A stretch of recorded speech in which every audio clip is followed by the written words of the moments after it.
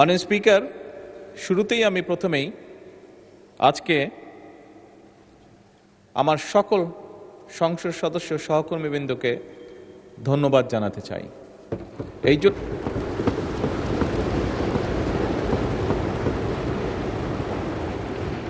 আমি এই জন্য ধন্যবাদ জানাতে চাই মাননীয় স্পিকার, যে আমরা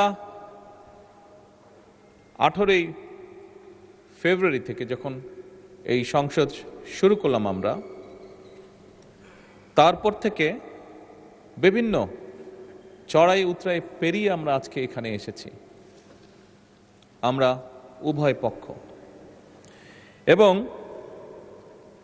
আমাদের মধ্যে বিভিন্ন বিষয়ে আলোচনা হয়েছে, আমাদের মধ্যে বিভিন্ন বিষয়ে ঐক্যমত হয়েছি, আমরা আমাদের মধ্যে বিভিন্ন বিষয়ে দ্বিমত হয়েছে।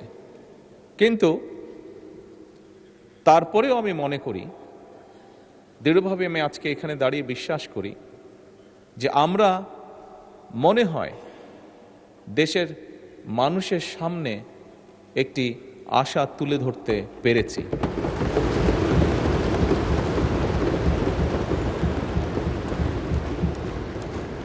সম্মানিত বিরোধী দলীয় নেতা ওনার বক্তব্যে একটি কথা বলেছেন, খুব স্বাভাবিকভাবে আমরা যদি সকলে একমতই হতাম তাহলে তো একজন ব্যক্তি কথা বললেই হতো, সবার বিভিন্ন বিষয়ে আলোচনা করা প্রয়োজন হতো না।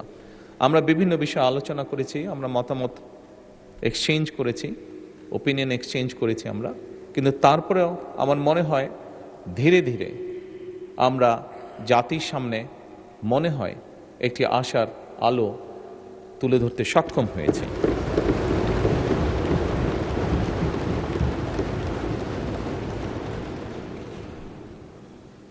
মাননীয় স্পিকার, আমরা যে কাজটি করতে সক্ষম হয়েছি এটা যে শুধুমাত্র আমাদের নিজেদের জন্যই করতে সক্ষম হয়েছি তার জন্য নয়, তা নয়। আমি মনে করি এটিতে সবচেয়ে বড় যদি ক্রেডিট দিতে হয় তাহলে এই দেশের সাধারণ মানুষ যারা আছে, এই দেশের নাগরিক যারা আছে 20 কোটি মানুষ, তাদের প্রত্যেককে এই ক্রেডিটটা দেওয়া উচিত। কারণ তাদের সহযোগিতার কারণেই আজকে আমরা উভয় পক্ষ এখানে বসে সুন্দরভাবে আলোচনা করে দেশকে একটি সামনের দিকে নিয়ে যাবার পথ হয়তো তৈরি করতে পারছি। মাননীয় স্পিকার, এখানে প্রত্যেকটি মানুষ, দেশের বিবেকবান প্রত্যেকটি মানুষ, প্রত্যেকটি শ্রেণী পেশার মানুষ ওয়াকিফাল আছেন যে কি প্রেক্ষাপটে যখন 5ই আগস্ট ঘটেছিল তখন দেশের রাজনৈতিক অবস্থা, দেশের সামাজিক অবস্থা, দেশের অর্থনীতি, দেশের শিক্ষা, স্বাস্থ্য, যাই বলি না কেন, একটি দেশকে ঘিরে প্রত্যেকটি কি শোচনীয় অবস্থায় ছিল। সেখান থেকে পর্যায়ক্রমিকভাবে আমরা দেশে একটি গণতান্ত্রিক অবস্থা তৈরি করতে সক্ষম হয়েছি, যেখানে সংসদে বসে প্রত্যেকটি সদস্য, রাজনৈতিক দলের সদস্যই হোক, ইন্ডিপেন্ডেন্ট বা স্বতন্ত্র সদস্যই হোক না কেন, প্রত্যেকটি সদস্য বসে সিভিলাইজড ওয়েতে, সভ্যভাবে আমরা দেশের মানুষের স্বার্থ নিয়ে আলোচনা করছি এবং সিদ্ধান্ত গ্রহণ করছি। আমরা সেজন্যই আমি সকলকে আবার আন্তরিকভাবে ধন্যবাদ জানাতে চাই। মাননীয় স্পিকার, স্বাভাবিকভাবেই দেশের আইন কানুন, রাষ্ট্র ব্যবস্থা, সরকার ব্যবস্থা, সংসদীয় ব্যবস্থা, যেভাবে যেটাই বলি না কেন, আজকে যে কারণে আমরা সকলে এখানে একত্রিত সেটি হচ্ছে বাজেট উপস্থাপন। খুব স্বাভাবিকভাবেই রাষ্ট্র ব্যবস্থায় বাজেট একটি অত্যন্ত গুরুত্বপূর্ণ বিষয়। মাননীয় স্পিকার, সংসদের সময় অত্যন্ত মূল্যবান। আমরা দেশের অতীত, বর্তমান, ভবিষ্যৎ নিয়ে অনেক আলোচনা করেছি, অনেক বক্তব্য রেখেছি। অতীত কি হয়েছে, ভালো মন্দ কি হয়েছে, আমি সেই ডিবেটে আর যাব না। আমাদেরকে অবশ্যই সামনে চলতে হবে, আমাদেরকে অবশ্যই,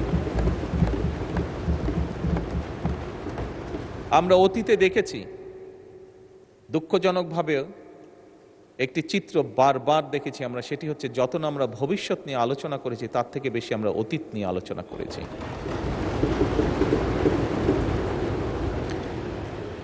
মাননীয় স্পিকার, আমি মনে করি আজকে দেশের প্রত্যেকটি মানুষ চায় যে আমরা ভবিষ্যৎ নিয়ে কথা বলবো। সেজন্যই মাননীয় স্পিকার, এই যে বাজেট সেশন, এই বাজেট সেশনকে বিশেষ করে যেহেতু আমি সরকারি দলের সদস্য, সেই জন্য আজকে আমরা যে বাজেট উপস্থাপন করছি, এই বাজেটকে আমি একটি নামকরণ দিতে চাই, সেটি হচ্ছে জীবন বান্ধব বাজেট।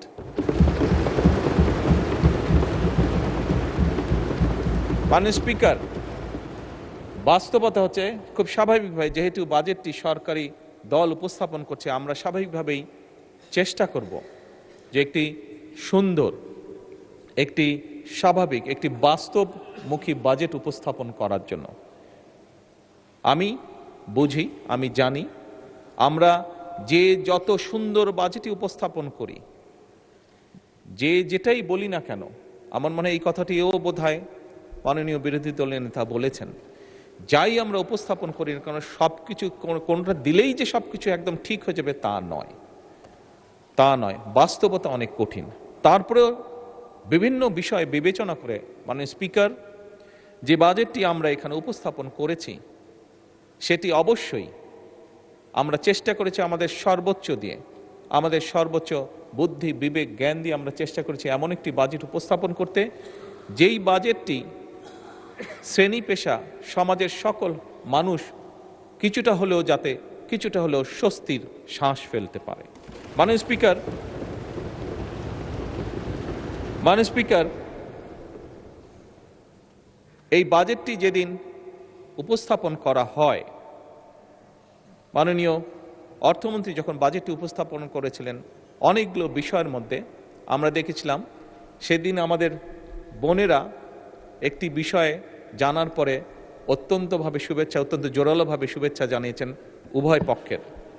সেটা হচ্ছে যে নিত্য প্রয়োজনীয় যেসব জিনিস আছে, নিত্য প্রয়োজনীয় বলতে যা আমরা সাধারণত বুঝে থাকি, এরকম 61 পণ্যের উপর বলা যায় সম্পূর্ণভাবে আগে যা ট্যাক্স ছিল সেগুলো প্রত্যাহার করে নেওয়া হয়েছিল।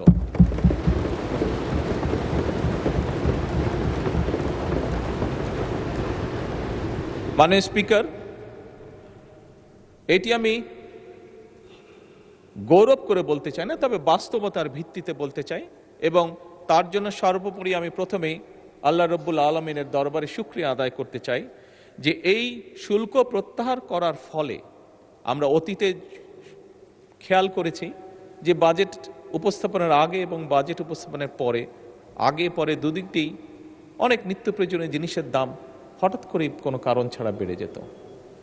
তবে আলহামদুলিল্লাহ, আল্লাহর রহমতে এবছর আমরা সেরকম কোনো দৃশ্য দেখিনি।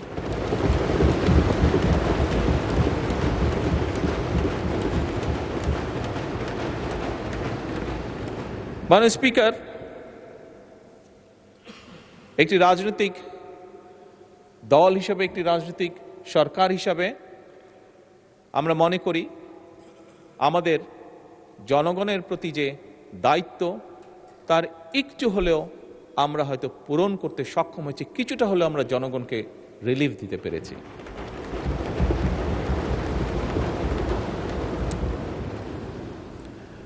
মাননীয় স্পিকার, আমাদের সকলের জানা আছে, গতকালকে এখানে বিরোধী দলের চিফ হুইপ ওনার বক্তব্যে উনি উল্লেখ করেছিলেন যে কোন প্রেক্ষাপটে এই সংসদ, এই সরকার গঠিত হয়েছে। মাননীয় স্পিকার, আমরা সরকার পরিচালনার দায়িত্ব যখন গ্রহণ করেছিলাম, আমরা একটি ভঙ্গুর অর্থনীতি পেয়েছিলাম। তার ভিতরে দুর্নীতি, লুটপাট, অব্যবস্থাপনা এবং স্বার্থ সংশ্লিষ্ট বা ভুল নীতির কারণে দেশের অর্থনৈতিক খাত বলা যায় সম্পূর্ণভাবে ধ্বংসস্তূপ হয়ে গিয়েছিল, ধ্বংসপ্রাপ্ত হয়ে গিয়েছিল। এর বাইরে তো যেই কথাটি মাননীয় বিরোধী দলের নেতাও বলেছেন, হাজার হাজার কোটি টাকা পাচার হয়েছিল, জাতীয় আন্তর্জাতিকভাবেও যেটি স্বীকৃত। মাননীয় স্পিকার, দেশের উৎপাদন এবং বিনিয়োগ প্রায় স্থবির হয়ে পড়েছিল। ইনফ্লেশন বা মূল্যস্ফীতি কি অবস্থায় পৌঁছে গিয়েছিল আজ থেকে 2-2.5 বছর আগে, সেটি বোধহয় আমরা সকলেই হাড়ে হাড়ে টের পেয়েছিলাম। মাননীয় স্পিকার, পুঁজি বাজার অর্থনীতির সাথে সংশ্লিষ্ট একটি অত্যন্ত গুরুত্বপূর্ণ সেক্টর। এই সেক্টরে এমনও অবস্থা গিয়েছে সর্বস্ব হারিয়ে মানুষ আত্মহত্যাও করেছিল, অথচ কোটি সংখ্যক মানুষ কিভাবে অসহায় মানুষের অর্থকে আত্মসাৎ করেছিল। বৈদেশিক মুদ্রার রিজার্ভ হাজার কোটি টাকা পাচারের মাধ্যমে এবং অপচয়ের মাধ্যমে বৈদেশিক মুদ্রার রিজার্ভ কি ভয়াবহ অবস্থায় পৌঁছেছিল সেটি নিশ্চয়ই কারো অজানা নয়। মাননীয় স্পিকার, টাকার যে এক্সচেঞ্জ বা হার হ্রাস এটি 40% নেমে গিয়েছিল। এর বাইরে আমরা দেখেছি সেই সময়, যদি আমরা উল্লেখ করে থাকি, কম বেশি অনেকেই বলবেন, অনেকেরই ধারণা আছে, বেশ কিছু প্রজেক্ট যেটিকে বলা যায় ভ্যানিটি প্রজেক্ট, এই প্রজেক্টগুলো গ্রহণ করার মাধ্যমে অহেতুকভাবে দেশি বিদেশি ঋণ গ্রহণ করা হয়েছিল, যা এখন জাতির উপরে বোঝা হয়ে দাঁড়িয়েছে। এখান থেকে রেভিনিউ কালেক্ট হয় না, ফলে বাড়তি বাইরে থেকে টাকা দিয়ে এই বৈদেশিক ঋণগুলোকে শোধ করতে হচ্ছে, এবং শুধু অল্প সময় না, লম্বা একটি সময় ধরে আগামীতে হয়তো জাতিকে এই বোঝা টানতে হবে। মাননীয় স্পিকার, আমরা এই সংক্ষেপে যে সংকটের কথা আমি বললাম, এই সংকট আছে, আমরা সংকটকে অস্বীকার করতে চাই না। সংকটকে অস্বীকার করে আমরা থাকতেও পারবো না, এটি বোকামি হবে। তবে একই সাথে মাননীয় স্পিকার, সংকটকে আমরা অজুহাতও বানাতে চাই না, এবং সেজন্যই মাননীয় বিরোধী দলের নেতার সাথে আমি সম্পূর্ণভাবে একমত। আমরা জনগণকে সাথে নিয়ে রাজনৈতিক সদিচ্ছা এবং কার্যকর নীতির মাধ্যমেই আমরা যে সংকট, এই সংকটকে আমরা সফলভাবে মোকাবেলা করতে চাই। মাননীয় স্পিকার, মাননীয় স্পিকার, সরকারের যাত্রা শুরু হয়েছিল 18ই ফেব্রুয়ারি। যাত্রা শুরু করার সাথে সাথে, কাজ শুরু করার সাথে সাথেই আমাদেরকে রমজান যেরকম ম্যানেজ করতে সামাল দিতে হয়েছে, যাতে করে নিত্য প্রয়োজনীয় সকল কিছু মানুষের ক্রয় ক্ষমতার ভিতরে অন্তত থাকে যতটুকু সম্ভব। একই সাথে মাননীয় স্পিকার, এই ভঙ্গুর যে অর্থনীতির সংক্ষেপ চিত্র আমি তুলে ধরলাম, যার সম্পর্কে আমাদের প্রত্যেকের কম বেশি ধারণা আছে, এইটি সাথে নিয়ে আমাদেরকে হঠাৎ করে মধ্যপ্রাচ্য সংকটকেও মোকাবেলা করতে হয়েছে, এবং আমরা দেখেছি কিছু মানুষ খুব কষ্টের শিকার যারা হয়েছেন। হঠাৎ করে তেলের যেই সমস্যাটা সারা বিশ্বে তৈরি হয়েছিল, এবং সেই তেলের যোগান দিতে গিয়ে আমাদের অর্থনীতির উপর একটি বিশাল চাপ তৈরি হয়েছিল, এবং এই বিশাল চাপটি যে তৈরি হয়েছিল মাননীয় স্পিকার, এটি নিশ্চয়ই আমরা পত্রপত্রিকা বা সোশ্যাল মিডিয়ার মাধ্যমে দেখেছি, সাধারণ মানুষই সেটি বুঝেছেন। সেটি বোঝার জন্য কোনো বড় অর্থনীতিবিদ হওয়ার প্রয়োজন নেই। মাননীয় স্পিকার, এরকম একটি পরিস্থিতির ভিতর দিয়েই আমাদেরকে আজকের এই বাজেটকে প্রণয়ন করতে হচ্ছে, এই বাজেটকে উপস্থাপন করতে, এই বাজেটকে তৈরি করতে হয়েছে। মাননীয় স্পিকার, বিভিন্ন অর্থনৈতিক সংকট, দুর্নীতি, পাচার সবকিছুকে সামনে রেখেই এই বাজেট আমাদেরকে প্রণয়ন করতে হয়েছে। মাননীয় স্পিকার, আগেই আমি বলেছি যে আমরা একটি রাজনৈতিক দল। 12ই ফেব্রুয়ারি অবাধ এবং সুষ্ঠু নির্বাচনের মাধ্যমে বাংলাদেশের মানুষ আমাদেরকে দায়িত্ব অর্পণ করেছে, আমাদেরকে তারা দায়িত্ব দিয়েছে। তারা যাকে যেখানে, এই দেশের মানুষ যাকে যেখানে এই মুহূর্তে সঠিক মনে করেছে, তাকে দায়িত্ব দিয়ে সেখানেই তারা পাঠিয়েছে। মাননীয় স্পিকার, যে আস্থা মানুষ আমাদের উপরে রেখেছে, সেই আস্থা বা দায়িত্ব রক্ষা করা, পালন করা আমাদের পবিত্র দায়িত্ব, এবং দেশের স্বার্থ রক্ষায় আমাদের প্রথম দর্শন হলো সবার আগে বাংলাদেশ।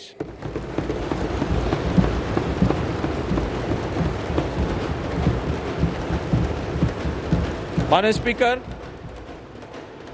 দেশের স্বার্থ রক্ষায় যেমন আমাদের দর্শন সবার আগে বাংলাদেশ, দেশের জনগণের স্বার্থ রক্ষায় আমাদের দর্শন হলো সবার জন্য বাংলাদেশ। এবং এই দর্শনের ভিত্তিতেই মাননীয় স্পিকার আমরা একটি গণতান্ত্রিক, মানবিক এবং কল্যাণমূলক রাষ্ট্র গঠনের লক্ষ্য নিয়ে 2026 এবং 27-এর অর্থ বছরের বাজেট প্রণয়ন করছি। মাননীয় স্পিকার, স্বাভাবিক জনসংখ্যা বাড়ছে, অর্থনীতি বাড়ছে, মানুষের সকল অবস্থার সিচুয়েশনের পরিবর্তন ঘটছে এবং স্বাভাবিকভাবেই প্রয়োজনীয়তা অনুযায়ী, বাস্তব প্রয়োজনীয়তা অনুযায়ী বাজেট বড়ই দিতে হয়েছে। বাজেট বড়ই হয়, পৃথিবীর সব দেশেই তাই হয়ে থাকে, বাংলাদেশের ব্যতিক্রম নয়।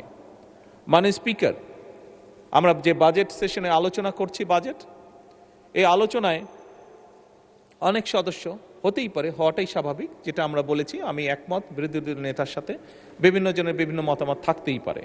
অনেকে এই বাজেটের আকার নিয়ে বলেছেন আকার হয়তো বড় হয়েছে, প্রশ্ন তুলেছেন বা তাদের কনসার্ন এক্সপ্রেস করেছেন।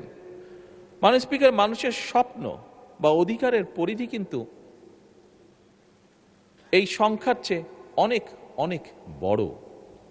এবারে বাজেটে মাননীয় স্পিকার শুধু বার্ষিক, এবার যে বাজেট, এই বাজেটটি শুধু বার্ষিক আয় ব্যয়ের হিসাব নয় মাননীয় স্পিকার, বরং বাজেট বাংলাদেশের অর্থনীতিকে একটা নতুন ভিত্তির উপরে আমরা দাঁড় করাতে চাই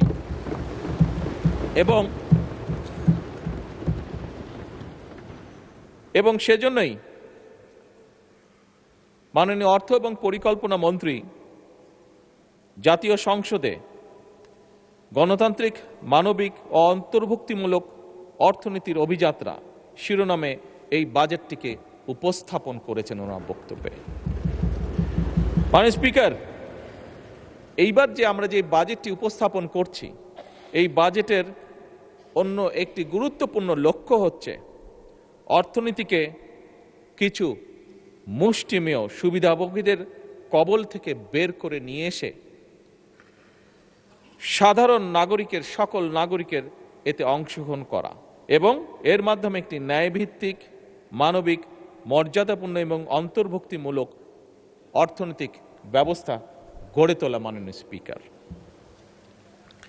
এবারের বাজেটের অন্যতম তিনটি সবচেয়ে গুরুত্বপূর্ণ যে বিষয়, যেটির উপরে আমাদের সরকার জোর দিতে চাইছে, সেটি হচ্ছে প্রথমত দরিদ্র, নিম্ন আয় এবং ঝুঁকিগ্রস্ত মানুষের সামাজিক সুরক্ষা নিশ্চিত করে জীবনযাত্রার যে বোঝা, সেটিকে যতটুকু সম্ভব লাঘব করা।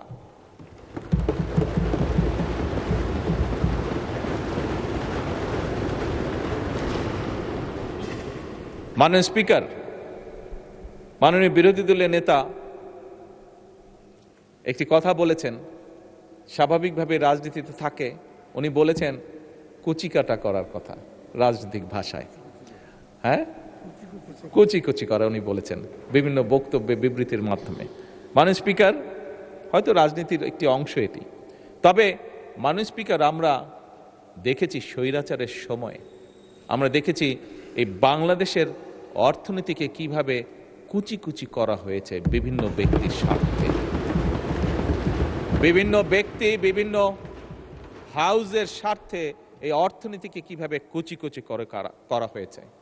মাননীয় স্পিকার, এবারকার বাজেটের অন্যতম মূল লক্ষ্য হচ্ছে অর্থনীতিতে ধীরে ধীরে শৃঙ্খলাকে ফিরিয়ে নিয়ে আসা।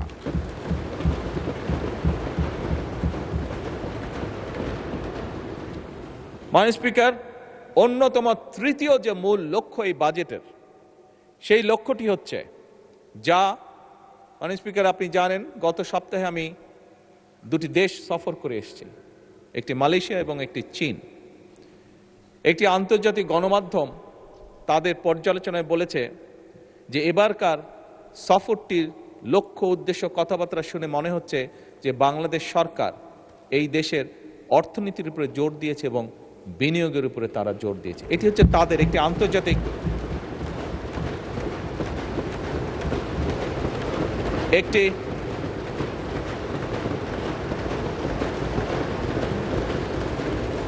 আন্তর্জাতিক গণমাধ্যমের অ্যানালাইসিস। মাননীয় স্পিকার, ওনারা সঠিক বলেছেন আমাদের তৃতীয় এবং সবচেয়ে গুরুত্বপূর্ণ যে লক্ষ্য এই বাজেটে, সেটি হচ্ছে বিনিয়োগ, উৎপাদন এবং কর্মসংস্থানের যে চাকা, সেটিকে সচল এবং শুধু সচলই নয়, সেটিকে বেগবান করা।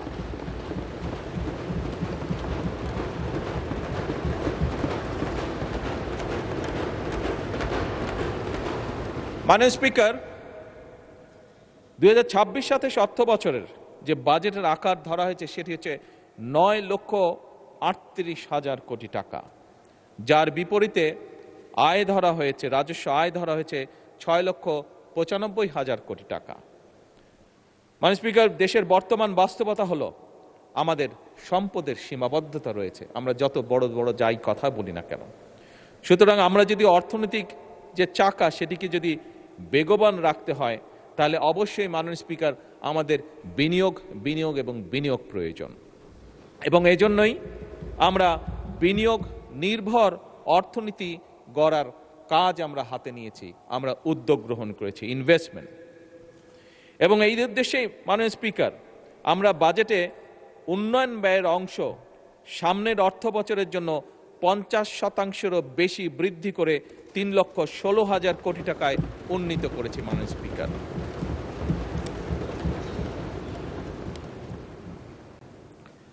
আবারও আমি মাননীয় বিরোধী দলের একটি কথাকে কোট করে বলতে চাই যে আমাদের লক্ষ্যই হচ্ছে জনগণের অর্থ জনগণের কল্যাণে উৎপাদনশীল খাতে ব্যয় হবে, এটিই আমাদের নীতি, এটি আমাদের লক্ষ্য। মাননীয় স্পিকার, সরকারি বিনিয়োগের ক্ষেত্রে কোন প্রকল্পে কত টাকা ব্যয় হলো সেটি আমরা সেভাবে বিবেচনায় নিতে চাই না, বরং আমাদের বিবেচনাটি হচ্ছে একটি প্রকল্পে যদি বিনিয়োগ হয়, সেই বিনিয়োগ এবং উৎপাদন কি ভূমিকা রাখবে মানুষের জীবনে, জনগণের কতটা উপকারে আসবে, কি পরিমাণ কর্মসংস্থান সেটি তৈরি করবে এবং তা পরিবেশের উপরে কি প্রভাব ফেলবে, এই বিষয়গুলি হচ্ছে আমাদের বিবেচনা প্রকল্পের। আমাদের অর্থনৈতিক কৌশল 3টি ধাপে আমরা বাস্তবায়ন করতে চাই মাননীয় স্পিকার। প্রথমটি হচ্ছে পুনরুদ্ধার, উত্তরণ ও পুনর্গঠন।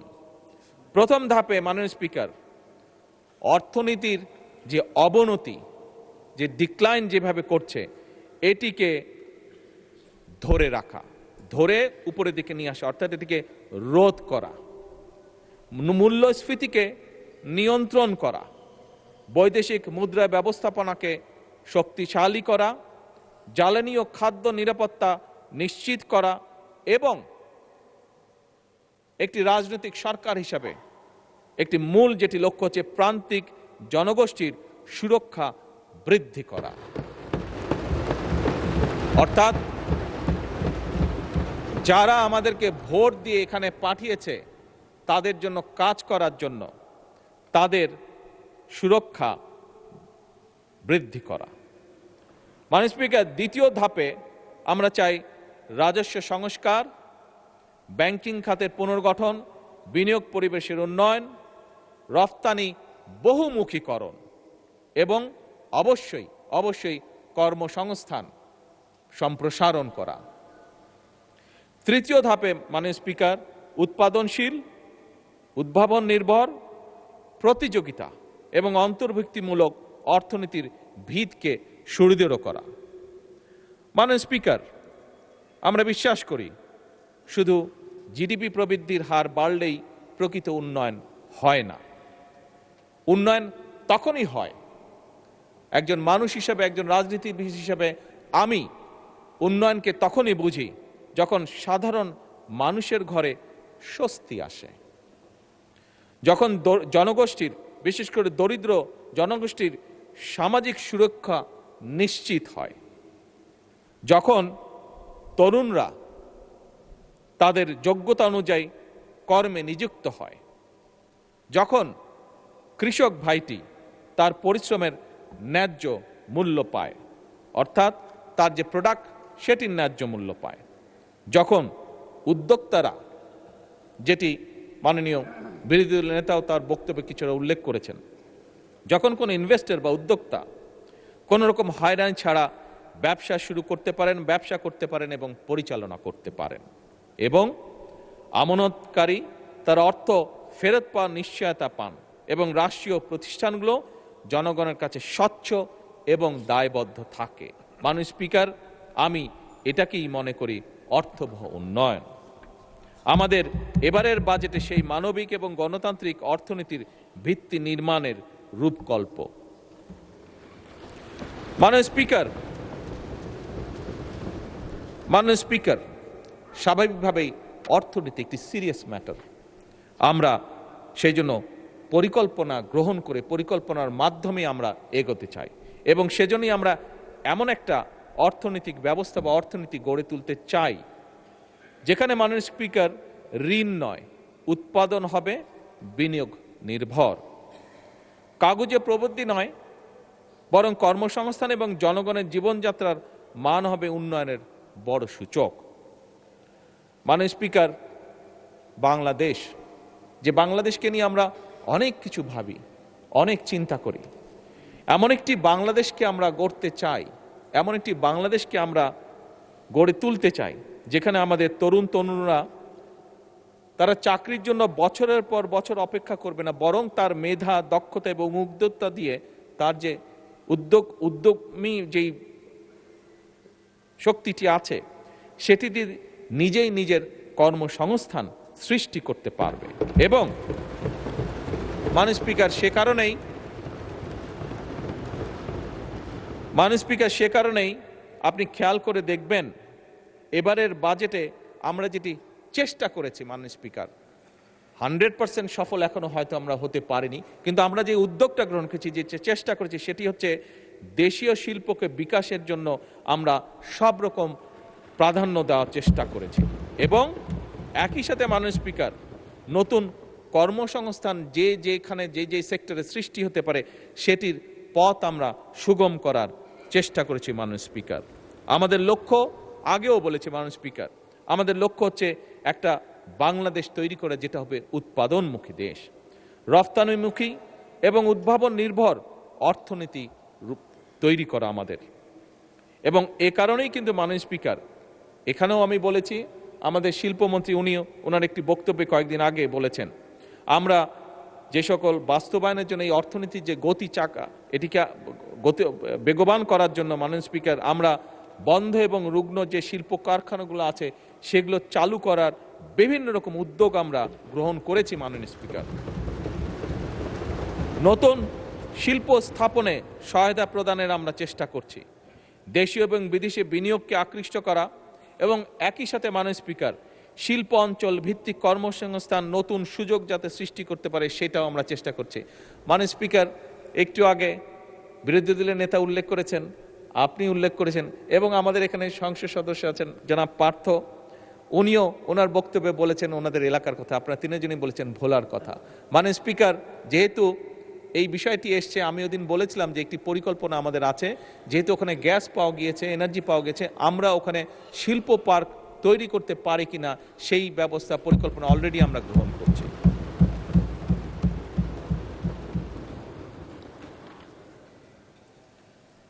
মাননীয় স্পিকার, একজন উদ্যোক্তা যেন সহজে তার ব্যবসা শুরু করতে পারেন এবং বাণিজ্যের প্রসার ঘটাতে পারেন, সেজন্য যে সকল আইন কানুন আছে বর্তমানে এই বাজেটের মাধ্যমে আমরা সেই আইন কানুনগুলোকে সহজ করে সে যাতে সহজে লোন বা ফান্ডিং পেতে পারে সেটাকেও উদ্যোগ গ্রহণ করা হয়েছে। এবং একই সাথে মাননীয় স্পিকার, উৎপাদিত যে পণ্য সেটার বাজার বৃদ্ধিতে সহায়তা করার যে সকল বাস্তব পদক্ষেপ গ্রহণ করা যায় আমরা সেই পদক্ষেপগুলো গ্রহণ করছি পর্যায়ক্রমিকভাবে। মাননীয় স্পিকার, এগুলো তো গেল প্রচলিত শিল্পের কথা। কতগুলো শিল্প আছে যেগুলো নিয়ে সাধারণত আমরা কথা বলি না, হয়তো সেমিনার সিম্পোজিয়ামে আমরা সেগুলো নিয়ে আলাপ করি, কিন্তু এই শিল্পগুলোর গুরুত্ব কিন্তু অপরিসীম, আমরা সেভাবে দেখি না বা চিন্তা করি না বলে আমরা সেটা হয়তো অনেক সময় বুঝে উঠতে পারি না। এই শিল্পগুলোর সাথে বিরাট একটি অংশ জড়িত আছে, যার মধ্যে বিরাট একটি অংশ হচ্ছেন আমাদের মা বোনেরা। একই সাথে অনেক তরুণীও এই শিল্পগুলির সাথে জড়িত মাননীয় স্পিকার, এবং এই খাতটির যে নামে পরিচিত সেটিকে বলে ক্রিয়েটিভ ইকোনমি। মাননীয় স্পিকার, কেউ কেউ হয়তো জিজ্ঞেস করতে পারেন এই ক্রিয়েটিভ ইকোনমির মধ্যে কারা কারা পড়তে পারে। এর মধ্যে মাননীয় স্পিকার চলচ্চিত্র পড়ে, থিয়েটার পড়ে, সঙ্গীত পড়ে, ডিজিটাল কন্টেন্ট পড়ে, ওটিটি পড়ে, গেমিং পড়ে, ডিজাইন পড়ে, ফ্যাশন পড়ে, সফটওয়্যার পড়ে, পর্যটন, এমনকি খেলাধুলা, এই সকল সেক্টরগুলি এর মধ্যে মোটামুটিভাবে ইনক্লুডেড। মাননীয় স্পিকার, এই সেক্টরগুলোর মধ্যে লক্ষ কোটি মানুষ জড়িত। আমরা এই সেক্টরগুলোর উপরে জোর দিতে চাই এবং এখান থেকে এই সেক্টরগুলোকে আমরা আরো ভাইব্রেন্ট করে গড়ে তুলতে চাই, এবং সে কারণেই মাননীয়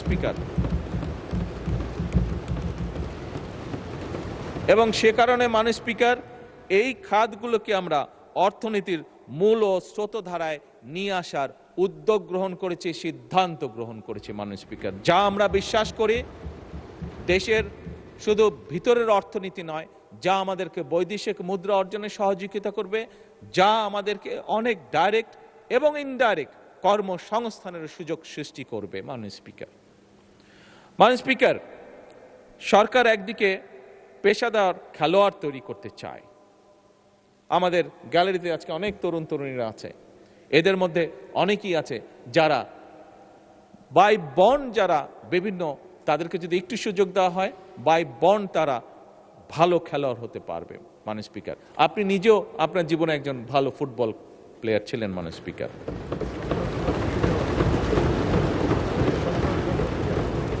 স্পিকার, এই লক্ষ্যে ক্রীড়ার বিভিন্ন ইভেন্টে দেশে বিদেশে সাফল্য অর্জনকারী যে খেলোয়াড় আছে, মাননীয় স্পিকার, এইবারই প্রথমবারের মতন আমরা একটা জাতীয় সম্মানী কাঠামোর আয়তায় এদেরকে নিয়ে এসেছি এবং তাদেরকে আমরা অর্থনৈতিক সহায়তা প্রদান করছি।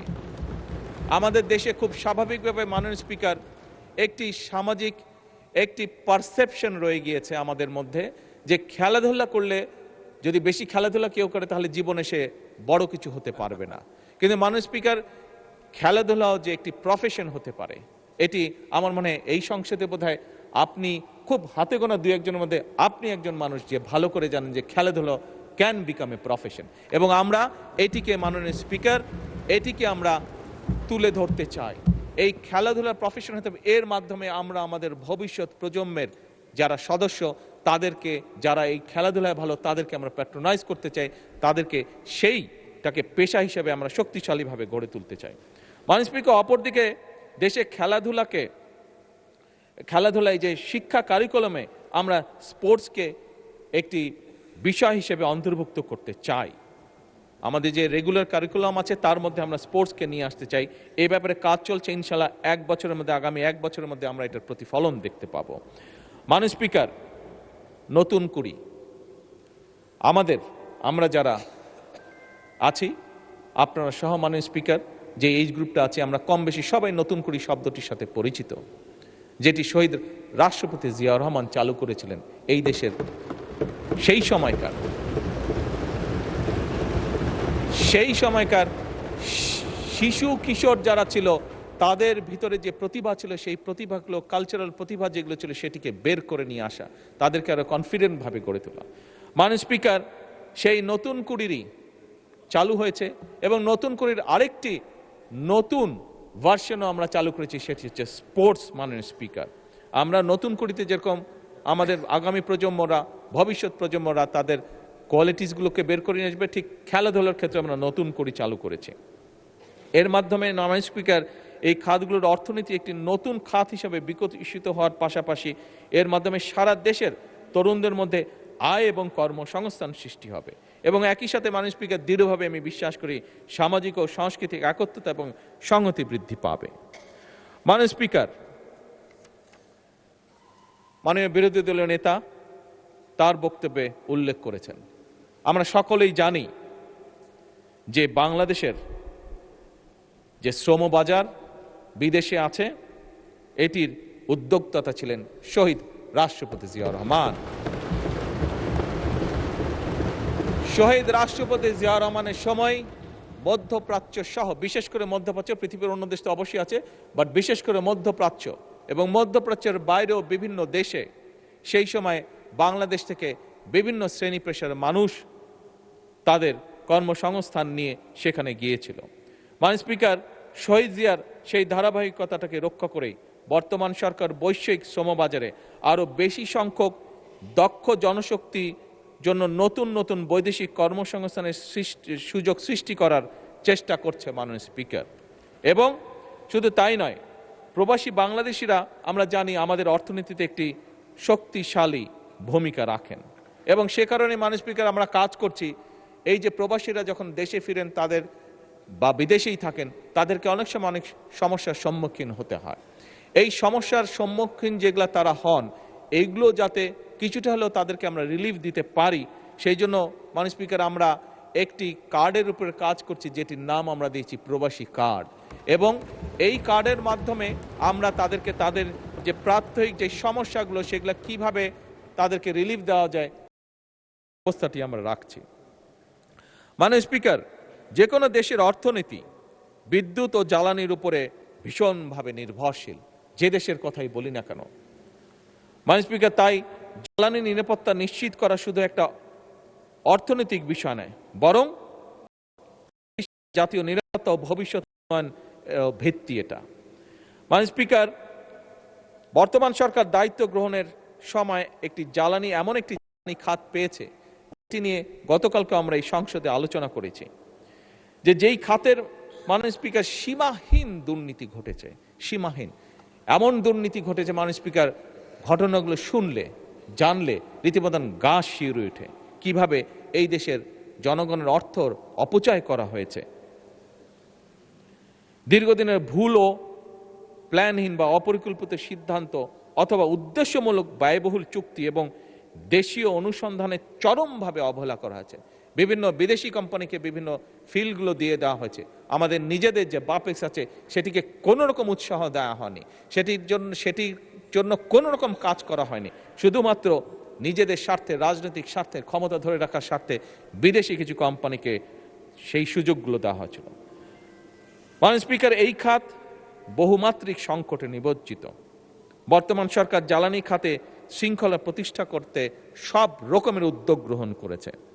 মধ্যপ্রাচ্য সংকট আমাদের সামনে মাননীয় স্পিকার আরেকবার প্রমাণ করেছে যে আমদানি নির্ভর জ্বালানি ব্যবস্থা আমাদের জন্য কতটা ঝুঁকিপূর্ণ বা যে কোনো দেশের জন্য কতটা ঝুঁকিপূর্ণ। এবং সেই কারণে সরকার জ্বালানির উৎস বহুমুখীকরণ, দেশীয় গ্যাস অনুসন্ধান, রিনিউয়েবল এনার্জির সম্প্রসারণ, জাতীয় গ্রিড করা, জ্বালানি দক্ষতা বৃদ্ধির উপরে আমরা গুরুত্ব আরোপ দিয়েছি। কারণ আমরা যে ডলার এটিকে যদি আমরা বাস্তবায়ন করতে হয় মাননীয় স্পিকার, তাহলে অবশ্যই আমাদেরকে এনশিওর করতে হবে যাতে নির্বিঘ্ন জ্বালানি সাপ্লাই অব্যাহত থাকে।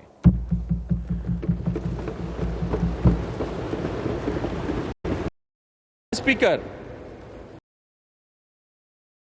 একসময় বাংলাদেশের অর্থনীতি বলতে প্রথমেই যেই চিত্রটি বা যেই সেক্টরটি আমাদের সেটি হচ্ছে কৃষি।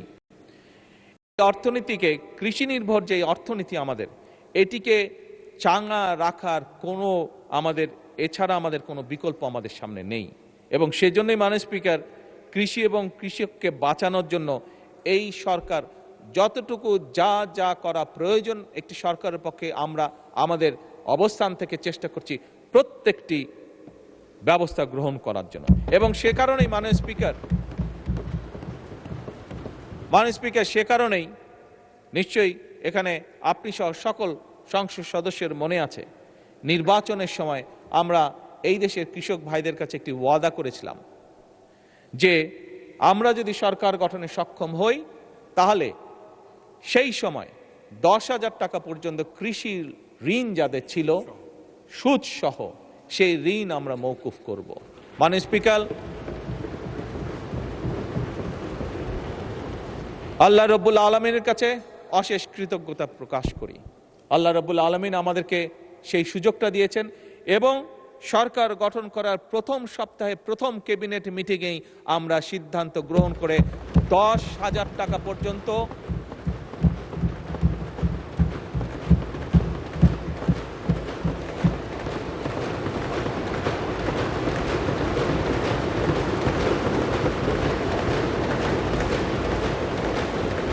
10,000 টাকা পর্যন্ত সুদ সহজে কৃষি ঋণ ছিল।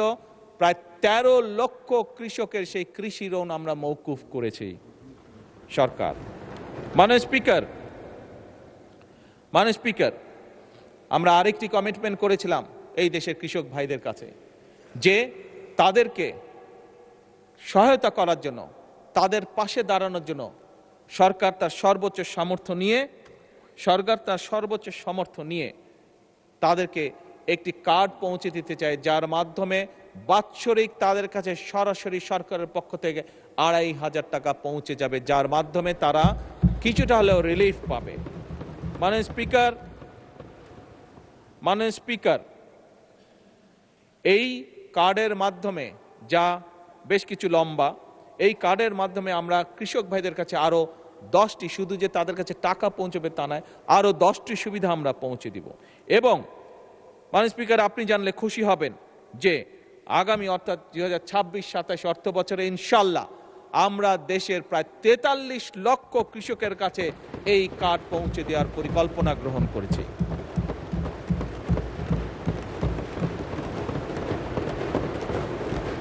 মাননীয় স্পিকার, কৃষির ব্যাপারে সংক্ষেপে আপনার সামনে তুলে ধরলাম, এই সংসদের সামনে তুলে ধরলাম। কৃষির সাথে আরেকটি বিষয় ওতপ্রোতভাবে জড়িত। শুধু কৃষি বা কেন বলি, আমাদের সকালে ঘুম থেকে উঠে রাতে ঘুমানো যাওয়া পর্যন্ত যেই বিষয়টি একটি জড়িত, সেটি হচ্ছে দেশের পানি। মাননীয় স্পিকার, দেশে দীর্ঘদিন ধরে নদী খনন, পানি সংরক্ষণ, বন্যা নিয়ন্ত্রণ, নদী ভাঙন প্রতিরোধ, আন্তঃনদী ব্যবস্থায় সমন্বিত পরিকল্পনা একটি অভাব ছিল বা আছে, আমি বলবো এখনো বিদ্যমান আছে। মাননীয় স্পিকার, সুতরাং নদীর যে নাব্যতা, প্রায় আমরা দেখি নদীগুলোতে হয় বন্যা হচ্ছে অথবা নদীগুলোতে পানি শুকিয়েছে। সবকিছু মিলে নদীর যে নাব্যতা, এটি ফিরিয়ে এনে, এগুলোকে খনন করার মাধ্যমে এগুলোকে ফিরিয়ে এনে দেশে বন্যা খরা থেকে মুক্ত রেখে, একই সাথে মাননীয় স্পিকার, সারা বছর যাতে আমাদের কৃষক ভাইরা, মাননীয় স্পিকার, আমি এমন জায়গায়ও গিয়েছি যেখানে বর্ষাকালেও, যেখানে পানি থই থই করে বর্ষাকালে, সেখানেও আমরা দেখেছি অনেক খালে পানি থই থই করছে, কিন্তু খাল থেকে কিছু দূরে কৃষক পানির অভাবে তার জমিতে সেচ দিতে পারছে না। সেজন্যই মাননীয় স্পিকার, সারা বছর যাতে কৃষক সেচ সুবিধা নিশ্চিত রাখতে পারে, তার জন্য বর্তমান সরকার পুনরায় যেখানে সম্ভব নদীগুলো, যে সকল নদী পসিবল, সেই নদীগুলো এবং খালগুলোকে খনন এবং পুনর্খননের কাজ এরই ভিতরে শুরু করেছে। মাননীয় স্পিকার, আগামী 5 বছরে আমাদের পরিকল্পনা সমগ্র বাংলাদেশে ইনশাল্লাহ আমরা 20,000 কিলোমিটার খাল খনন করব। এবং মাননীয় স্পিকার, এরই মধ্যে 20,000-এর মধ্যে গত 3 মাসে আমরা প্রায় 900 কিলোমিটার খাল পুনর্খনন এবং খনন করেছি। কিছু কিছু ক্ষেত্রে মাননীয় স্পিকার আমরা কমপ্লেন পেয়েছি, সেগুলোকে আমরা দেখছি, দরকার হলে সেগুলো আবার আমরা হাতে নিব সেই কাজগুলো। মাননীয় স্পিকার, আমাদের সংসদ সদস্যরা, বিশেষ করে দেশের উত্তরাঞ্চল থেকে যে সকল সংসদ সদস্য নির্বাচিত হয়েছেন, সেটি রাজশাহী হোক অথবা সেটি রংপুর বিভাগ হোক না কেন, প্রত্যেকেরই দুটি বড় কনসার্ন হচ্ছে পানি, পদ্মা, তিস্তা। মাননীয় স্পিকার, বিএনপি সরকার বরাবরই কৃষি বা কৃষি বান্ধব সরকার। বিএনপি সরকার যখনই সুযোগ পেয়েছে দেশ পরিচালনার, সকল সময় নিশ্চিত করার চেষ্টা করেছে যে আমরা দেশের মানুষের পানি যাতে নিশ্চিত রাখতে পারি, পানির প্রবাহ। এবং সে কারণে মাননীয় স্পিকার, বর্তমান সরকার পদ্মা ব্যারেজ নির্মাণের উদ্যোগ গ্রহণ করেছে, যা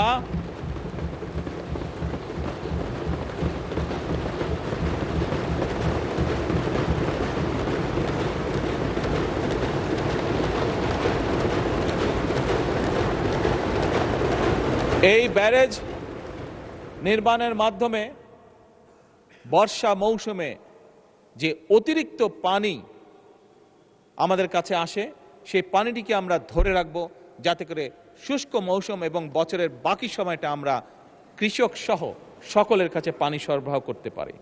মাননীয় স্পিকার, এবার আমি আরেকটু উত্তরের দিকে চলে যাই এবং সেই উত্তরে অবস্থান করছে আমাদের তিস্তা।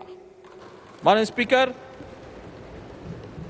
জাতীয় অগ্রাধিকার ভিত্তিতে ইনশাল্লাহ এই সরকার যে কোনো মূল্যে তিস্তা ব্যারেজ মহাপরিকল্পনা বাস্তবায়ন করবে।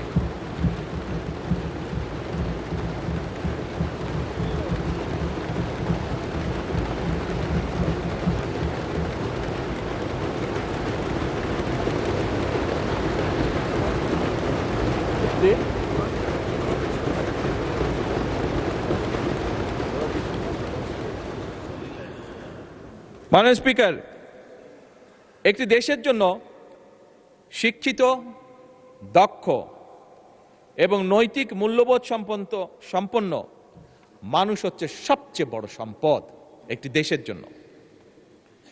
আমরা দেখেছি ফ্যাসিবাদের ১.৫ দশকে কিভাবে শিক্ষা ব্যবস্থাকে একদম পরিকল্পিতভাবে ধ্বংস করে দেওয়া হয়েছিল। মাননীয় স্পিকার, আমরা এডুকেশন ফার্স্ট, মাননীয় স্পিকার আপনি জানেন ভালো করে, কয়েকদিন আগে আমি যখন মালয়েশিয়া ট্যুরে গিয়েছিলাম, এয়ারপোর্ট থেকে যখন আমরা শহরে যাচ্ছি, আমাদেরকে যখন নিয়ে যাচ্ছে, তখন এয়ারপোর্ট থেকে বের হতেই বিশাল বড় এক সাইনবোর্ড, সেই সাইনবোর্ডের মধ্যে লেখা ছিল এডুকেশন ফার্স্ট। মাননীয় স্পিকার, এই নীতিতে তারা বিশ্বাস করে, বোঝা গেল তাদের যে পরিবর্তন, সেই পরিবর্তন এ কারণেই, কারণ তারা বিশ্বাস করে এডুকেশন ফার্স্ট। মাননীয় স্পিকার, আমি এবং আমরা সমগ্র জাতি আমরা বিশ্বাস করতে চাই এডুকেশন ফার্স্ট নীতি বাস্তবায়নে।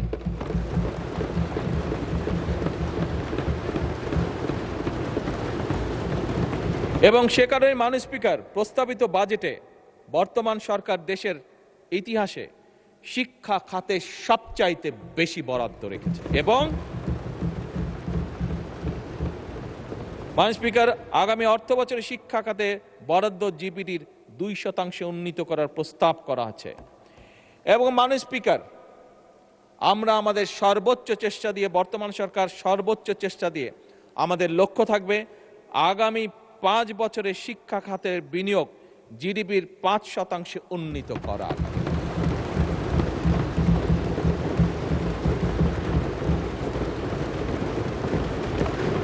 মাননীয় স্পিকার, আপনি আপনার পরিবার, আপনার সমাজ ব্যবস্থা, আমরা আমাদের পরিবার সমাজ ব্যবস্থায় প্রায় দেখি আমাদের আত্মীয় স্বজন পরিবারের অনেক ইয়াং সদস্য সার্টিফিকেট নিয়ে এসেছে, কিন্তু এই সার্টিফিকেট নিয়ে মাসের পর মাস, বছরের পর বছর সে কর্মসংস্থানের জন্য ঘুরে বেড়াচ্ছে, কিন্তু বেচারা একটি কর্মসংস্থানের ব্যবস্থা করতে পারছে না। মাননীয় স্পিকার, আমরা এই সার্টিফিকেট সিস্টেম, হ্যাঁ সার্টিফিকেট অবশ্যই থাকবে, কিন্তু এই সার্টিফিকেটে নির্ভর যে শিক্ষা সিস্টেম, এটির আমরা পরিবর্তন করতে চাই মাননীয় স্পিকার। এবং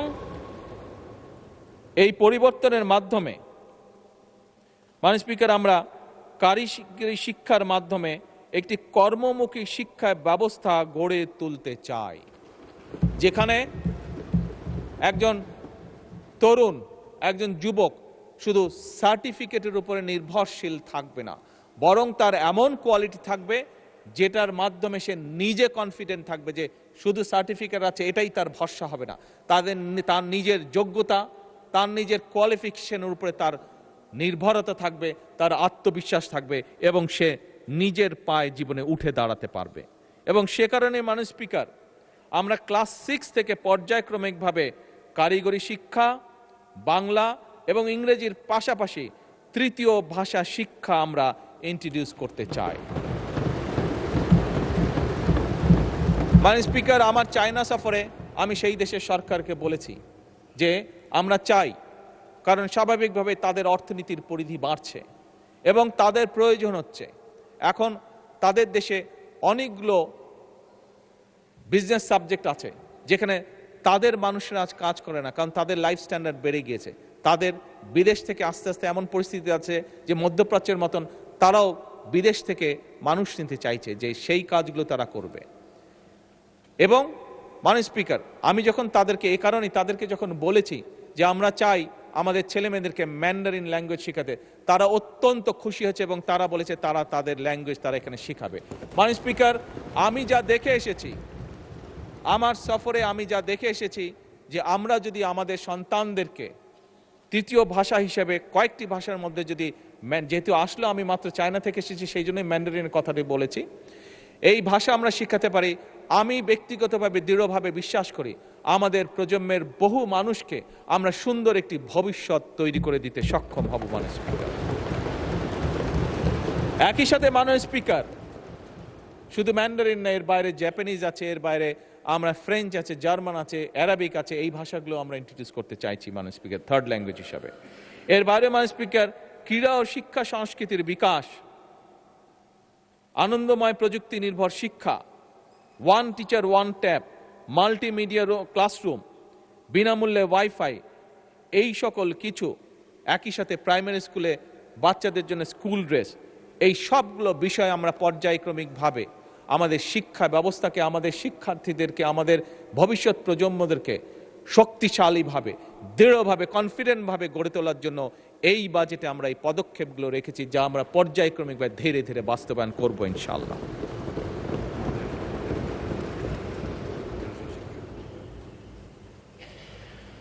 মাননীয় স্পিকার, শিক্ষা ব্যবস্থার মধ্যে একটি বিষয় মাননীয় বিরোধী দলীয় নেতা উল্লেখ করেছেন, মাদ্রাসা শিক্ষা।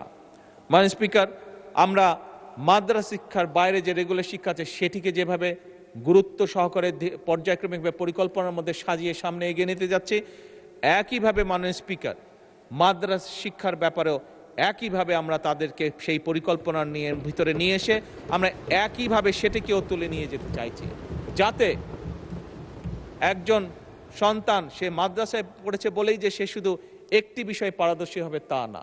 একটি জেনারেল শিক্ষা ব্যবস্থার ছাত্র বা ছাত্রী যেভাবে পারদর্শী অন্যান্য বিষয়ে, মাদ্রাসা শিক্ষা যে সকল ছাত্র বা ছাত্রী থাকবে তারাও একইভাবে সমভাবে সেই সকল বিষয়ে পারদর্শী হবে। এই পরিকল্পনা নিয়ে মাননীয় স্পিকার আমরা এগোচ্ছি। মাননীয় স্পিকার, ছোটবেলা থেকে পড়ে এসেছি চিকিৎসা মানুষের মৌলিক অধিকার।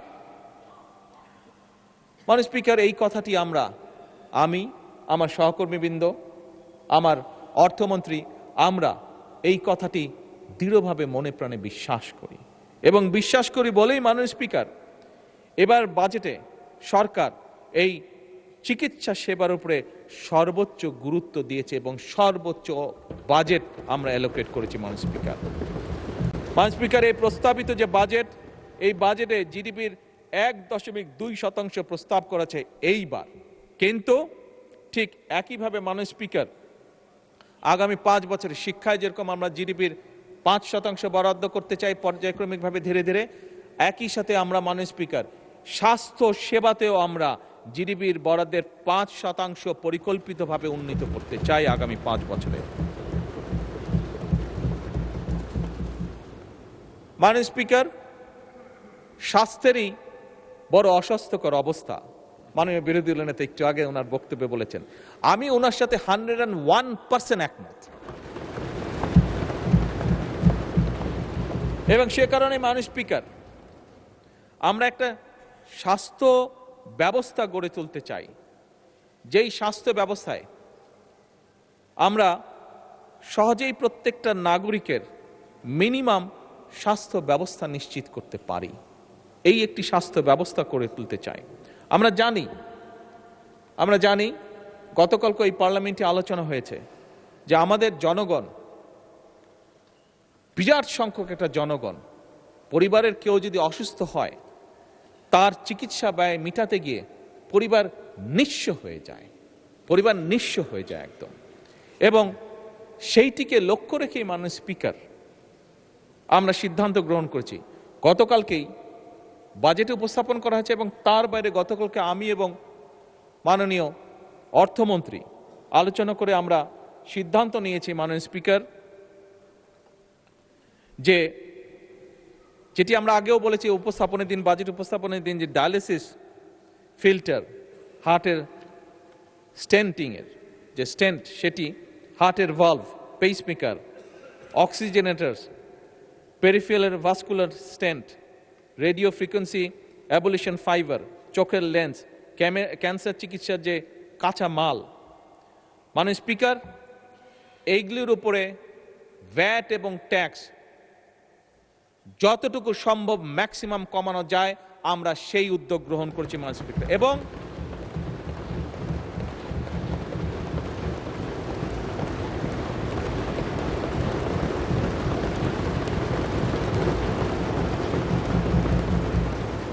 এর ফলে আমরা মাননীয় স্পিকার হিসাব করে দেখেছি, একজন মানুষের যদি এখন হার্টে স্টেন্ট করতে 1 লক্ষ টাকা লাগে, এই আগামী পরশুদিন থেকে মাননীয় স্পিকার এই বাজেট পাশ হওয়ার সাথে সাথে সেই খরচটি নেমে অলমোস্ট 50% অর্থাৎ 50% চলে আসবে।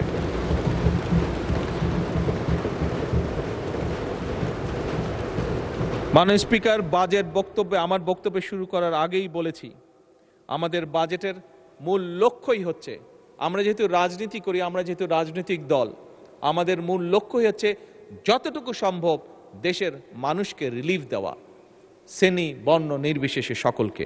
এবং সেটিরই প্রতিফলন মাননীয় স্পিকার আপনি চিকিৎসা খাতে দেখলেন। মাননীয় স্পিকার, চিকিৎসা যে ব্যয়, এই ব্যয়টি কমানোর পাশাপাশি আরেকটি বিষয় আমরা জোর দিয়েছি। এখানে মাননীয় বিরোধী দলের নেতা আছেন, ওনার সাথে আমার প্রথম লন্ডনে দেখা হয়েছিল আজকে থেকে প্রায় 5 বছর আগে। ওনার পরিবারের সদস্যরাও লন্ডনে থাকেন, উনি নিজে একজন চিকিৎসক, খুব সম্ভবত ওনার মেয়েও বোধহয় চিকিৎসক, আমি যতটুকু জানি। ছেলে চিকিৎসক ওনার, সবাই চিকিৎসক। আচ্ছা, ভেরি গুড, ভেরি গুড। মাননীয় বিরোধী দলীয় নেতা অবশ্যই ওয়াকিফাল আছেন, ওনার ধারণা আছে, যেহেতু উনি পরিবারের সাথে দেখা সাক্ষাৎ করার জন্য মাঝে জন্য ইউকেতে যান, আমিও যেহেতু আনফর্চুনেটলি বহুদিন আমাকে থাকতে হয়েছে দেশে আসতে না পারার কারণে। মাননীয় স্পিকার, ইউকের মতন দেশও একটি রিচ কান্ট্রিও দেশের মানুষের স্বাস্থ্যসেবা নিশ্চিত করতে গিয়ে তারা রীতিমতন হিমশিম খাচ্ছে, এবং সে কারণেই তারা এখন একটি নতুন উদ্যোগ গ্রহণ করেছে, এবং সেটা শুধু ইউকেতেই নয়, অল ওভার ইউরোপে এই উদ্যোগটা তারা গ্রহণ করেছে। সেটা হচ্ছে প্রিভেনশন, অর্থাৎ সেটি এখন তারা ইউরোপিয়ান সরকারগুলো প্রিভেনশনের উপর জোর দিচ্ছে। অর্থাৎ একটি মানুষ, হিসাব করে দেখা গিয়েছে যে একটি মানুষ যদি অসুস্থ হয়, যেহেতু ওইসব দেশে সরকার সর্বোচ্চ সবকিছু বহন করে একটি মানুষকে চিকিৎসা দেওয়ার জন্য, সেজন্য তারা হিসাব করে দেখেছে যে একটা মানুষ যদি অসুস্থ হয়, তাকে চিকিৎসা দেওয়া, তার পিছনে নার্স, ডাক্তার, হসপিটালের বেড সবকিছু মিলে যে খরচ হয়, কিন্তু তাকে যদি প্রথমেই অ্যাওয়্যার করা যায় যে তুমি এই কাজগুলো থেকে যদি বিরত থাকো, তাহলে তুমি এইভাবে অসুস্থ থেকে দূরে থাকবে, অসুস্থ হওয়া থেকে বিরত থাকবে, দেখা গেছে হিসাব করে তাতে খরচ কম হয়। মাননীয় স্পিকার, আমরাও এখন সিদ্ধান্ত গ্রহণ করেছি যে স্বাভাবিকভাবে 20 কোটি মানুষের দেশ, এত মানুষকে চিকিৎসা সুবিধা দিতে গেলে মাননীয় বিরোধী দলীয় নেতা বলেছেন কিভাবে মানুষ হসপিটালগুলোতে মাটিতে পর্যন্ত শুয়ে থাকে। বিরোধী দলীয় নেতার জানার জন্য বলছি, আমার কাছে একটি স্ট্যাটিস্টিক্স আছে, এটি সবার জানার জন্য বলছি। হিসাব করে দেখা গিয়েছে মোটামুটিভাবে হাসপাতালগুলোতে, সারা বাংলাদেশের হাসপাতালগুলোতে মাটিতে শুয়ে থাকে প্রায় 40 লক্ষ মানুষ, 40 লক্ষ মানুষ যাদেরকে বেড দিতে পারে না। এখন এত বিশাল সংখ্যক জনসংখ্যার দেশ, স্বাভাবিকভাবে সরকারের, আমি বলেছি আমার বক্তব্যে, সরকারের সীমাবদ্ধতা আছে সম্পদের, রাষ্ট্রের সীমাবদ্ধতা আছে সম্পদের।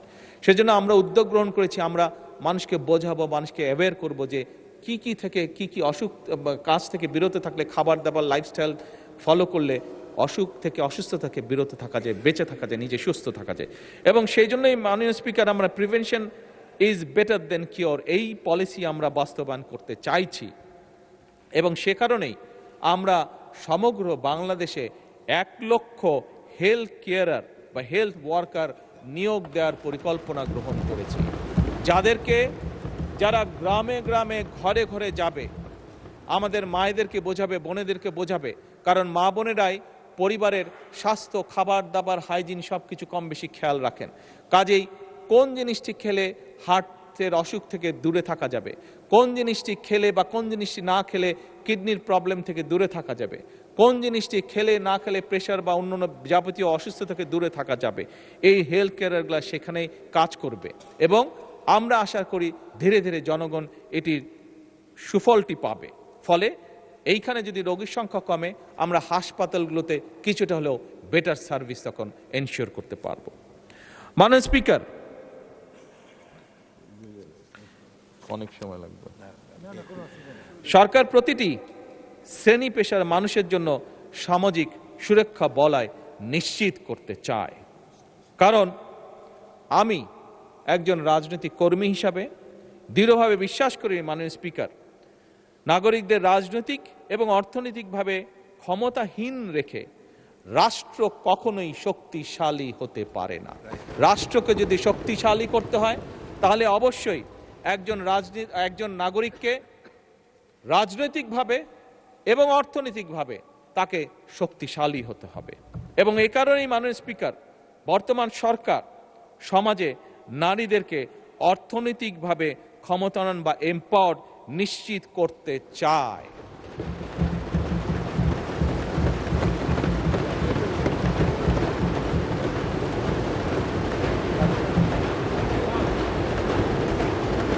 গতকাল আমাদের বিরোধী দলীয় একজন বন্ধু বলেছেন তার বক্তব্যে যে ফ্যামিলি কার্ড বাদ দেন, কর্মসংস্থানের ব্যবস্থা করেন। আমি আমার সেই বিরোধী দলীয় সহকর্মীর উদ্দেশ্যে বলতে চাই, আপনি একটু অপেক্ষা করুন, একটু ধৈর্য দেখুন। এই ফ্যামিলি কার্ড বহু কর্মসংস্থানের তৈরি করবে ইনশাআল্লাহ। মাননীয় স্পিকার, নারীদেরকে অর্থনৈতিকভাবে এম্পাওয়ার্ড করার জন্য আমরা প্রত্যেকটি নারী প্রধান পরিবারের যে নারী প্রধান আছে তাদের হাতে আমরা ফ্যামিলি কার্ড পৌঁছে দিতে চাই। এবং এই ফ্যামিলি কার্ডের মাধ্যমে আমি এই সংসদে একদিন সংক্ষিপ্ত এক্সপ্লেনেশন দিয়েছিলাম যে কিভাবে ফ্যামিলি কার্ড একজন নারীকে অর্থনৈতিকভাবে স্বাবলম্বী করবে, কিভাবে একটি ফ্যামিলি কার্ড একটি নয়, শত নয়, হাজার নয়, লক্ষ নয়, কোটি ফ্যামিলি কার্ড কিভাবে দেশে কর্মসংস্থান তৈরি করবে, কোটি কোটি কিভাবে ফ্যামিলি কার্ড দেশের অর্থনীতিকে শক্তিশালী করবে, সেটি আমি তুলে ধরেছিলাম। মাননীয় স্পিকার, এই ফ্যামিলি কার্ডের মাধ্যমে আমরা নারী প্রধানদের হাতে ফ্যামিলির কাছে 25,000 টাকা করে প্রতি মাসে পৌঁছে দিব। 2,500 টাকা, আমরা 25,000 টাকা দিতে পারলে খুব ভালো ছিল, সম্ভব হলে 2,500 টাকা আমরা এই সংসদে আল্লাহর কাছে চাইতে পারি যে আল্লাহ আমাদেরকে সেই তৌফিক দেন যাতে আমরা সেইটাই করতে পারি। সেই রহমত আমরা আল্লাহর কাছে চাইতে পারি যে আল্লাহ আমাদেরকে তৌফিক দেন যাতে আমরা নারীদের হাতে 2500 না 25,000, একটি শূন্য বেশি দিতে পারি। মাননীয় স্পিকার, আমরা আগামী অর্থ বছরে যেরকম কৃষক ভাইদের কাছে প্রায় 41 লক্ষ কৃষকের কাছে আমরা কৃষি কার্ড পৌঁছে দিতে চেষ্টা করছি, একইভাবে আগামী অর্থ বছরে 40 লক্ষেরও বেশি, প্রায় 43 লক্ষ মতন পরিবারের হাতে আমরা এই ফ্যামিলি কার্ড পৌঁছে দেওয়ার পরিকল্পনা গ্রহণ করেছি।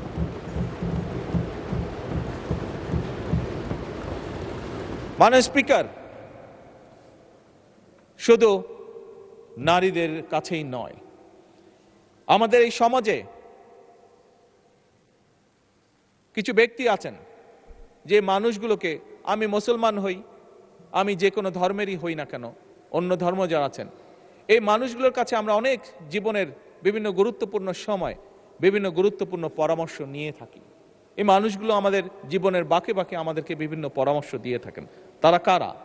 মুসলমান হিসেবে আমি তাদেরকে চিনি মুয়াজ্জেম নামে, তাদেরকে চিনি ইমাম নামে, তাদেরকে চিনি খতিব নামে, এই উপাধিতে তারা উপাধিত।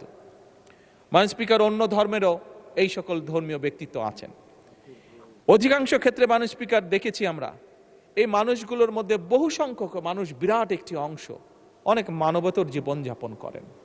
মাননীয় স্পিকার, আমরা নির্বাচনের আগে আমাদের দলের অবস্থান থেকে বলেছিলাম আমরা যেরকম নারীদের ফ্যামিলি কার্ড পৌঁছে দিতে চাই, আমরা যেরকম প্রবাসীদের কাছে প্রবাসী কার্ড পৌঁছে দিতে চাই, আমরা যেরকম কৃষক ভাইদের কাছে কৃষক কার্ড পৌঁছে দিতে চাই, আমরা এই যে মানুষগুলো যাদের কথা বললাম তাদের কাছেও আমরা একটি সরকার, যতই সামান্য হোক, যত অল্পই হোক না কেন, তাদের কাছেও আমরা তাদের পাশে দাঁড়ানোর জন্য তাদের কাছে আমরা কিছু সম্মানই পৌঁছে দিতে চাই সরকারের পক্ষ থেকে। মাননীয় স্পিকার, এবং এই সম্মানটি আমরা প্রতি মাসে তাদের কাছে ইনশাল্লাহ পৌঁছে দিচ্ছি এবং পৌঁছে দিব। মাননীয় স্পিকার, যার কাজ ইতিমধ্যে সরকার শুরু করেছে। মাননীয় স্পিকার, মাননীয় বিরোধী দলের নেতা ওনার বক্তব্যে একটি গুরুত্বপূর্ণ কিছু ব্যক্তির কথা বলেছেন, যেই ব্যক্তিগুলোর স্যাক্রিফাইসের কারণে আজ এই সংসদ, আমরা যারা এখানে বসে আছি, গত 17 বছরে বহু রাজনৈতিক দলের নেতাকর্মী, বহু অরাজনৈতিক ব্যক্তিবর্গ, মানুষ, তারা অকাতরে জীবন দিয়েছেন, পঙ্গুত্ব বরণ করেছেন, বিভিন্নভাবে নির্যাতিত হয়েছেন। এই 17 বছরে মাননীয় বিরোধী দলীয় নেতা বলেছেন তাদের জন্য একটা কিছু করার। আমি ওনার সাথে সম্পূর্ণ একমত। এই মানুষগুলোর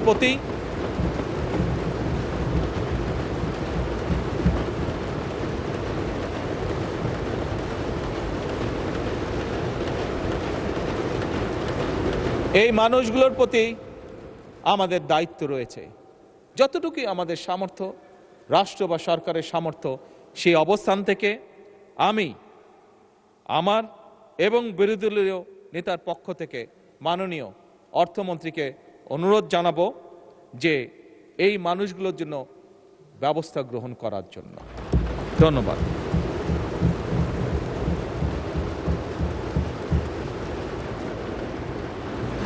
মাননীয় সংসদ নেতা, আর 15 মিনিট পরে আজান পড়বে। আপনি কি আজানের পরেও কন্টিনিউ করতে চান? মাননীয় স্পিকার, আমার একটু সময় লাগবে। Please take your time. মাননীয় স্পিকার, বর্তমান সরকার বিশ্বাস করে যে আমরা যে জাতীয় নিরাপত্তা বলতে যা বুঝি, এটি শুধু সীমান্ত রক্ষার বিষয় নয়, বরং এটি রাষ্ট্রের সার্বভৌমত্ব, জনগণের নিরাপত্তা, অর্থনৈতিক স্থিতিশীলতা, খাদ্য এবং জ্বালানি নিরাপত্তা, এবং সর্বোপরি আজকের যে যুগ, সাইবার নিরাপত্তা এবং কৌশলগত সক্ষমতা, এই সকল কিছু সমন্বিত একটি বিষয়। এবং সেজন্যই মাননীয় স্পিকার, বর্তমান সরকার একটি প্রতিরক্ষা ব্যবস্থা গড়ে তুলতে চায়, গড়ে তোলার কাজে হাত দিয়েছে, যেটা আধুনিক প্রযুক্তি, দক্ষ মানব সম্পদ এবং দেশীয় সক্ষমতার সমন্বয় ভবিষ্যৎ নিরাপত্তার চাহিদা মোকাবেলা করতে সক্ষম হবে। মাননীয় স্পিকার, প্রতিরক্ষা শিল্পের সক্ষমতা বৃদ্ধি, গবেষণা, প্রযুক্তিগত ব্যবহার, সাইবার নিরাপত্তা জোরদার এবং প্রতিরক্ষা ব্যবস্থাপনা আধুনিকরণের জন্য মডার্নাইজ করার জন্য বর্তমান সরকার এই বাজেটের ভিতরে অনেকগুলো গুরুত্বপূর্ণ উদ্যোগ গ্রহণ করেছে মাননীয় স্পিকার, যা আমি দৃঢ়ভাবে বিশ্বাস করি একজন বাংলাদেশী হিসাবে আমাদের প্রত্যেককে আগামীতে ইনশাল্লাহ গৌরবান্বিত, অহংকার করার মতন অবস্থানে আমরা নিয়ে যাব ইনশাল্লাহ।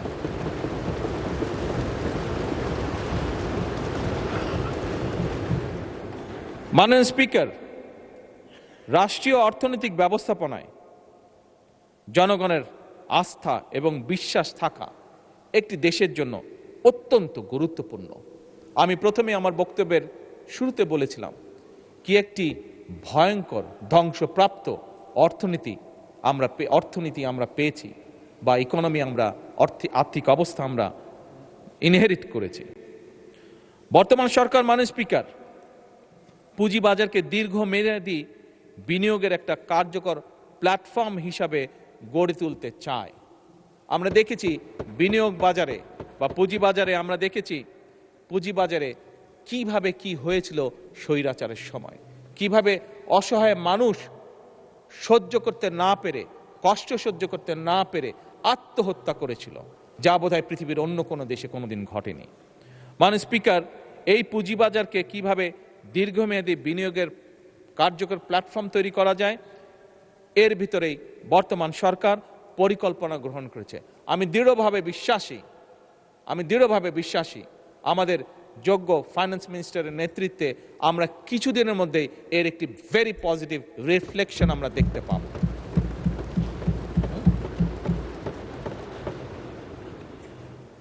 মাননীয় স্পিকার, ফ্যাসিবাদের দুঃশাসনের কারণে আর্থিক খাত, বিশেষ করে ব্যাংকিং সেক্টর নিয়ে জনমনে উদ্বেগ রয়েছে, উদ্বেগ সৃষ্টি হয়েছে। ব্যাংকিং, আমি আগেই বলেছি, আমাদের এই বাজেটের অন্যতম একটি ইম্পর্টেন্ট লক্ষ্য হলো অর্থনৈতিক খাতে শৃঙ্খলাকে যে কোনো মূল্যে ফিরিয়ে নিয়ে আসা, এবং ব্যাংকিং সেক্টরে শৃঙ্খলা ফিরিয়ে আনতে সরকার সব রকমের উদ্যোগ গ্রহণ করছে, প্রত্যেকটা ক্ষেত্রে উদ্যোগ গ্রহণ করছে।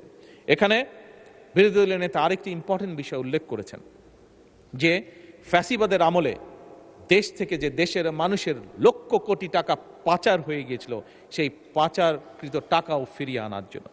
মাননীয় স্পিকার, আপনি এবং আপনার মাধ্যমে সমগ্র সংসদ অত্যন্ত খুশি হবেন যে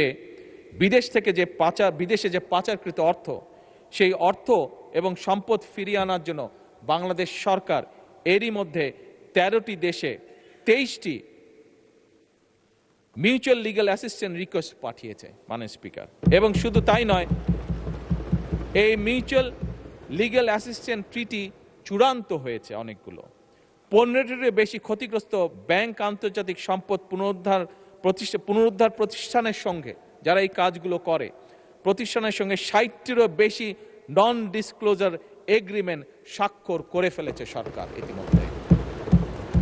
কাজেই মাননীয় বিরোধী দল নেতা যেমন বলেছেন, এই কাজ করার জন্য ওনারা আমাদের সব রকম সহায়তা দিবেন, তার জন্য আমি ওনাকে অত্যন্ত আন্তরিক ধন্যবাদ জানাই। আমরা বাংলাদেশের আইন কানুন এবং আন্তর্জাতিক আইন কানুনের মধ্যে থেকে মাধ্যমে যত দ্রুত এবং যত বেশি সম্পদ, দেশের মানুষের যে সম্পদ পাচার হয়েছে, যত বেশি সংখ্যক সম্পদ সম্ভব, সেটি আমরা ইনশাল্লাহ দেশে ফিরিয়ে নিয়ে আসব। মাননীয় স্পিকার, এই বাংলাদেশের জনগণ আমাদেরকে ভোট দিয়ে এই সংসদে পাঠিয়েছে। এই বাংলাদেশের মানুষের জনগণের সমর্থন নিয়েই আমরা সরকার গঠন করেছি। সেজন্যই করের বোঝা বাড়ানো আমাদের লক্ষ্য বা উদ্দেশ্য নয়। করের বোঝা বাড়িয়ে নয়, বরং হয়রানি কমিয়ে করের ভিত্তিকে বাড়িয়ে শাসন ব্যবস্থার প্রতি জনগণের আস্থা ফেরানোর মাধ্যমে মাননীয় স্পিকার, সরকার রাজস্ব বাড়ানোর নীতি গ্রহণ করতে চায়। এটা আমি বলতে চাই। সরকার এমন একটা রাজস্ব ইকোসিস্টেম গড়ে তুলতে চায় মাননীয় স্পিকার। স্বাভাবিক, এখানে করের বা করদাতা যারা আছেন, বিভিন্ন রকম বিষয় আছে, বাংলাদেশে বাস্তবতা আছে, আমি অত ডিটেলে যাব না, বাট বাস্তবতার বাইরেও আমরা থাকতে পারবো না। এবং সে কারণেই সরকার এমন একটা রাজস্ব ইকোসিস্টেম গড়ে তুলতে চায় যেখানে করদাতাগণ কর প্রদান করে উন্নয়নে অংশীদার হবেন এবং প্রাউড ফিল করবেন, গর্ব বোধ করবেন। আমরা পর্যায়ক্রমিকভাবে সেরকম একটা সিস্টেম তৈরি করতে চাই, স্বচ্ছ এবং আধুনিক করতে চাই এই কর ব্যবস্থাকে। আমার মনে হয় এ ব্যাপারেও আমাদের বিরোধী দলীয় নেতা একটি বক্তব্য তুলে ধরেছেন, আমি ওনার বক্তব্যের সাথে সম্পূর্ণভাবে একমত। মাননীয় স্পিকার, এবার আমি প্রস্তাবিত বাজেটে কয়েকটা বিষয়, প্রস্তাবিত বিধান এবং কয়েকটি ক্ষেত্রে ভ্যাট কমানোর জন্য মাননীয় অর্থ এবং পরিকল্পনা মন্ত্রীর দৃষ্টি আকর্ষণ করতে চাই। এবার আমি সম্ভবত, খুব সম্ভব, নর্মালি এই দাবিটা বিরোধী দল থেকে হয়ে থাকে, আমি আপাতত ফিজিক্যালি না হয়েও মানসিকভাবে একটু ওনাদের পাশে গিয়ে কথা বলতে চাই। মাননীয় স্পিকার, এবারের বাজেটে ব্যক্তি করদাতাগণের আয়কর অব্যাহতির সীমা 2026-27 এবং 27-28 কর বছরের জন্য 3,75,000 টাকা, 2028-29 এবং 29-30 কর বছরের জন্য 4 লাখ টাকা এবং 30-31 কর বছরের জন্য 4,50,000 টাকা প্রস্তাব করা হয়েছে। ব্যক্তি করদাতাগণের করভার কিছুটা লাঘব করে তাদেরকে কিছুটা স্বস্তি দিতে চাই আমরা। এবং সে কারণেই মাননীয় স্পিকার, 2026-27 এবং 27-28 কর বছরের জন্য 4 লাখ টাকা, যেটা 3,75,000 প্রস্তাব করেছে, 4 লাখ টাকা, 2028-29 এবং 29-30 কর বছরের জন্য 4,50,000 টাকা এবং 2030-31 কর বছরের জন্য 5 লাখ টাকা করার জন্য মাননীয় অর্থ পরিকল্পনা মন্ত্রীর প্রতি আমি অনুরোধ রাখছি।